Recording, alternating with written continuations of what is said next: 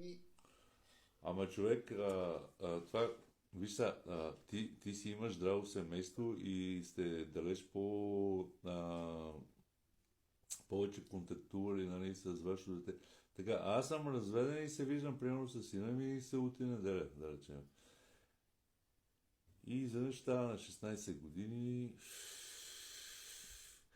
почва да се отдалечава. Знаеш какво ми направи то, на колко беше, бе, на 18 години, знаеш какво ми направи? А, Купих един дрон там за 230 лева, най-ефтиния. Тък му Няма бех... значение колко е. Слушай, тък му беха излезнали и аз поне знам, че на сина ми ще му е интересно, нали, с дрона и викам, той заради дрона ще намира повече време да се вижда с мен. И сега какво се случва? Виждаме се примерно, да си спомням там, събота или неделя и си играем с дрона. И му казвам така, викам, тате, сега, викам, по принцип аз този дрон, викам, съм го купил заради тебе, ама викам, ще седи при мене, за да намираш време да се виждаме. Направо си му казах, право куме в очи. Точно така. И то нещо ми вика. Ще ми го дадеш, ще вика за уикенд.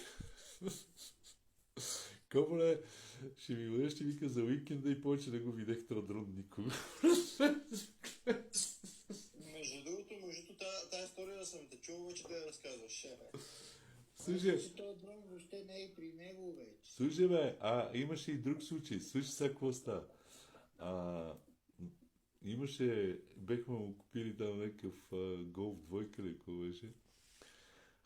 А, и нещо се развалило. И колелото му се развалило, и голфа се развалило. И аз му викам, ети 100 лева, опрей си колелото, ети 300 лева или 400, опрей си колата. И какво се случва? Значи си купил колело. Много колело си купил. И аз после дам нови такива 400 лева да оправим колата, разбираш?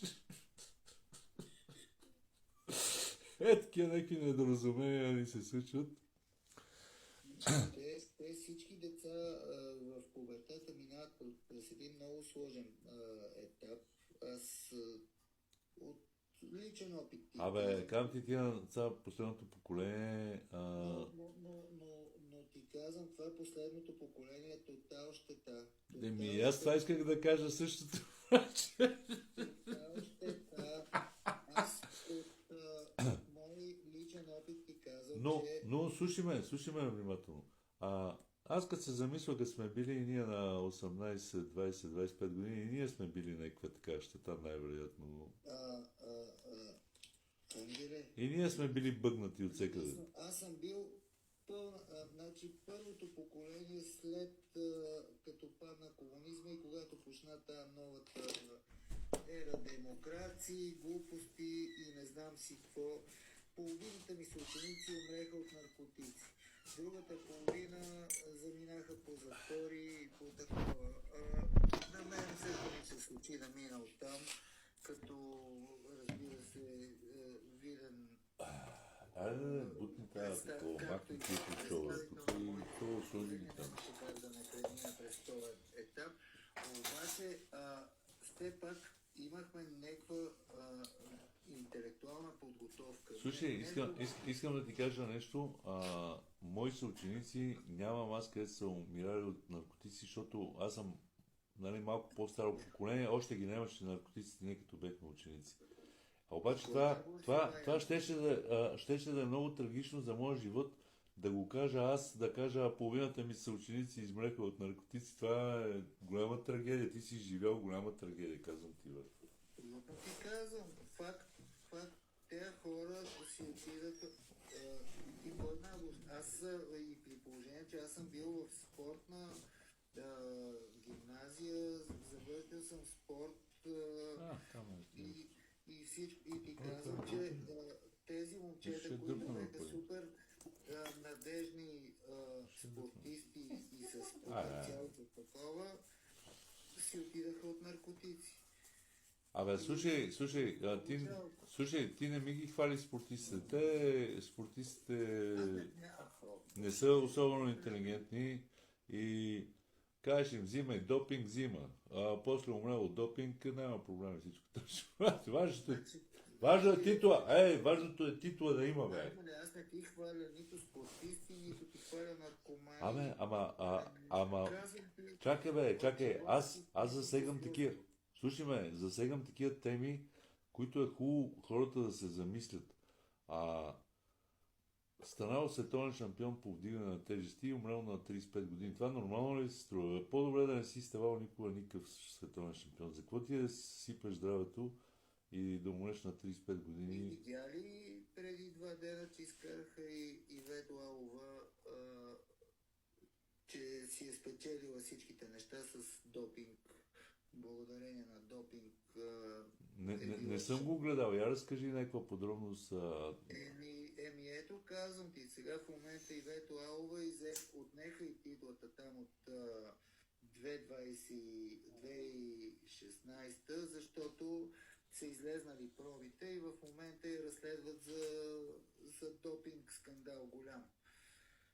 Ама коя година? 2016-та? Мисля, че на световното 2016-та.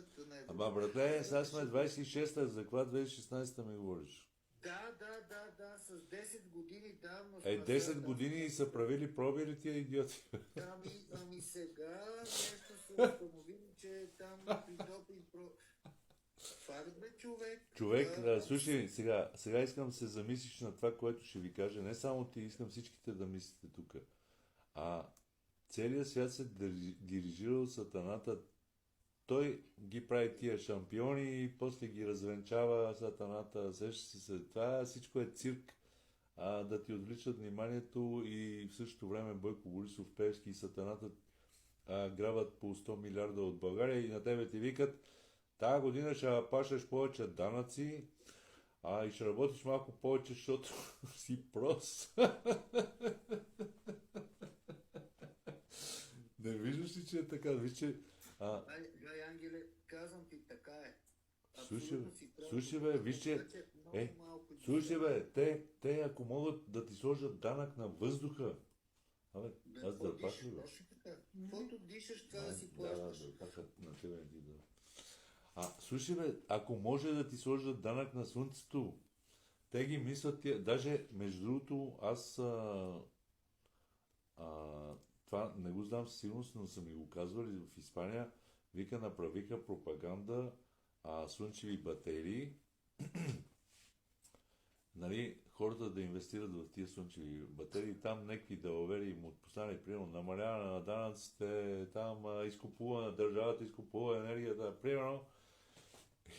И минаха няколко години и служиха данък на слънцето. Служиха им на тия тапаци, къде вече са инвестирали милиони там в тия панели и сега ще плащате за това, че печелите от слънцето енергия, разбираш? Имаш ли представа от тия фотоволтаици, ти говориш за фотоволтаици да. И такова, колко малко енергия се създава. Значи, за да успееш една къща, нормална къща, примерно говорим двуетажна къща, на втори етаж имаш 2 спални, един коридор, на долния една всекидневна и кухня и такова. За да я захраниш тази къща, колко панела трябва да сложиш отгоре, за да можеш да... Колко? Сега ще ти кажа. Минимум 150 квадрата покрив трябва да имаш и да го и целия да го на целия покрив да му сложиш фотоволтаични клетки. Слушай, на тебе няма ти стигна 150-200 квадрата ще трябват на тебе, защото 2 жени има в къщата, те се къпат по 2 часа. Сега ще ти кажа... Слушай, и искат да е 35 градуса при тях да има това. Ми е много пределно ясно, защото имам колеги, които се занимават с фотоволтаици и представи си